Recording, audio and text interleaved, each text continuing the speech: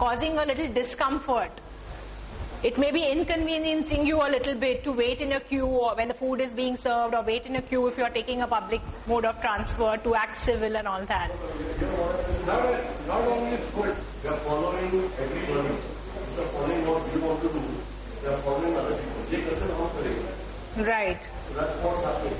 No, and the thing is, there are so many fine examples of people living really, really well in our lives. All around us, we see people who are doing the right things, living very disciplined lives, waking up early.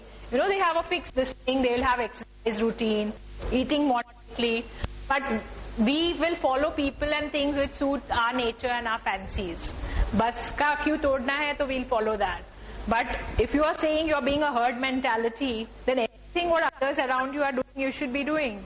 But you're very selective. Which means that you're doing things to suit your own convenience. And I'm saying every person, all of us have a higher nature and we have a lower nature. Now it depends. When we're talking about mindful living, it's about your choice of action. What is it that you're going to give priority to? Always there will be something which is saying go for it. And a higher part of your personality will tell you that, listen, wait, this is not the way to behave, this is not the way to do it. So which one are you going to follow? There's always going to be a choice to be or not to be. Every moment of your life, there will be temptations to break the rules, and there will be temptations to do the wrong things. Things which seem easy your mind will want to do that thing. But what are you going to do? And in the choice that you make, it determines your own character, your own life, the quality of the life that you live. Because you think that, action mode, okay, nobody's saying, come on, whatever I'm doing. But you're not doing it because somebody is watching over you. You don't have to have CCTVs everywhere so that you don't shoplift. Even if the camera is not there, if nobody is watching you, if it's a free society, what are you going to be doing? That is the question. So mindful living, combining both aspects of awareness and consideration, is about that. What are you going to do? What choice are you going to make? How are you going to live your life? And not because somebody is watching you, or not because there are going to be consequences. I think it's a very low state of society if we are following rules because of the consequences attached to it. Drunken driving, it's going to land you into accidents. So let me not drink and drive. Fear is ruling our mind. I'm saying how many of us are following rules because we understand that if we follow rules, it is for our betterment, it is for our protection. Otherwise society will be in chaos if there's no rules, there's no law and order.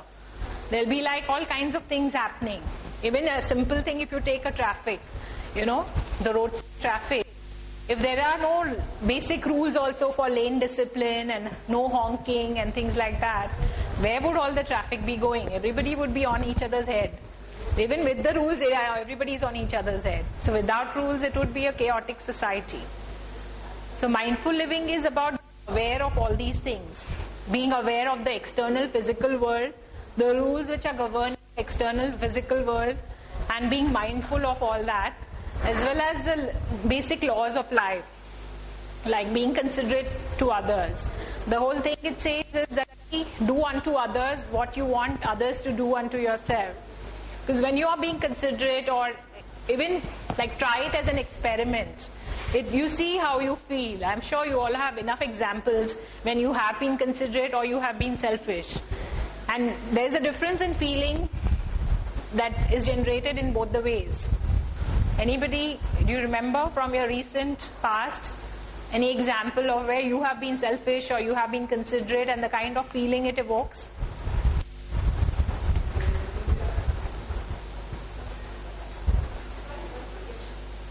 I'm saying right.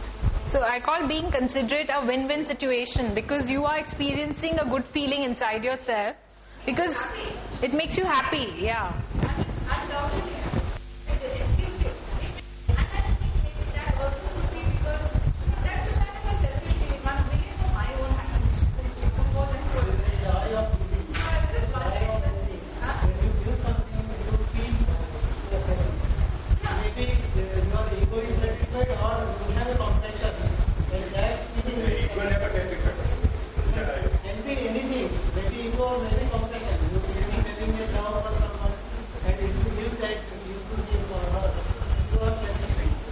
See, giving makes you feel happy, whether it's a seat on the bus or letting somebody go first when, if you're driving and you let somebody pass by first. I said it's a win-win situation. It generates a good feeling within yourself because ultimately all of us, we are human beings, Human beings are vertical creatures. If you see in the animal kingdom, all animals are horizontal. They're walking on fours. Only human beings, we walk on twos. We are erect.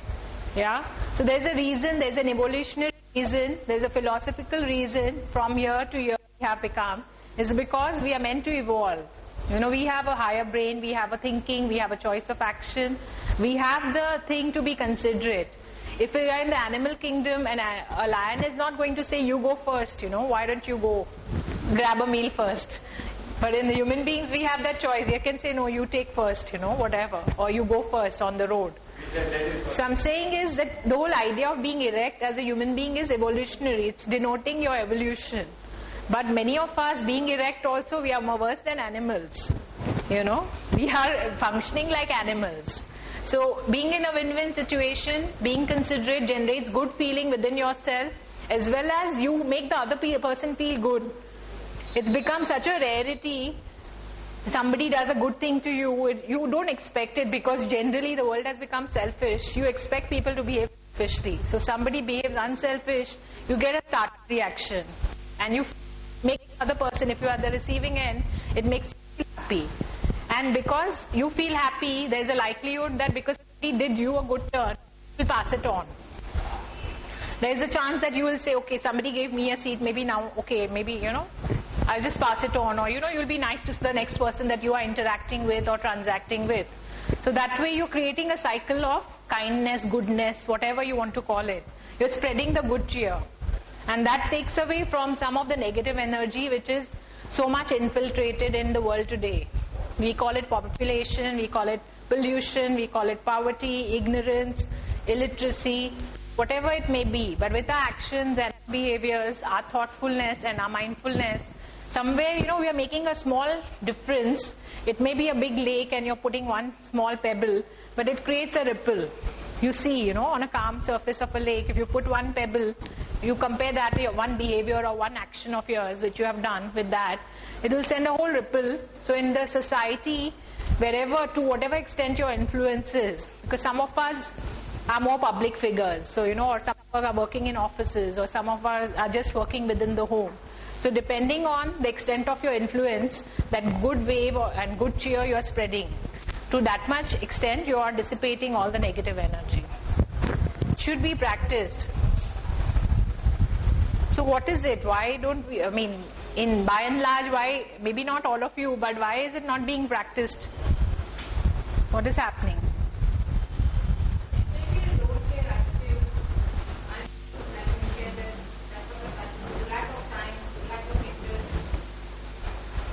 See, everything also depends on the view that we have of ourselves and others. Long ago, I want to share with you this story or small kind of anecdote that I heard when I went for one of the spiritual lectures that I had go for. And in that it was being said that there is a room full of mirrors and a dog gets into the room and the dog sees multiple reflections of himself. And being a dog, he does not understand that these reflections belong to him. He thinks that there are so many dogs in the room. So what he does is he starts with a small growl. When he growls at the mirror growls back at him. So that makes him further angry. He barks louder. And when he barks louder, again, there are so many dogs in the mirror and they all bark back loudly. Whatever action he does, that action is repeated back to him. He gets more and more mad. And he keeps growling and barking, and then he breaks his head on the mirror because he gets physical and violent, and ultimately the dog dies. Yeah? And then there is the same story continues, is that a prince walks into the room, and then he sees so many multiple reflections of himself. So he sees the reflections and he understands that these are all me, my reflections. So just as we go to a changing room and when we are changing, we watch ourselves from all the angles and see where's the fab and where's the flab. So he goes inside the room, he appreciates his image and so many images of himself. He enjoys watching himself from different angles. And then he appreciates himself.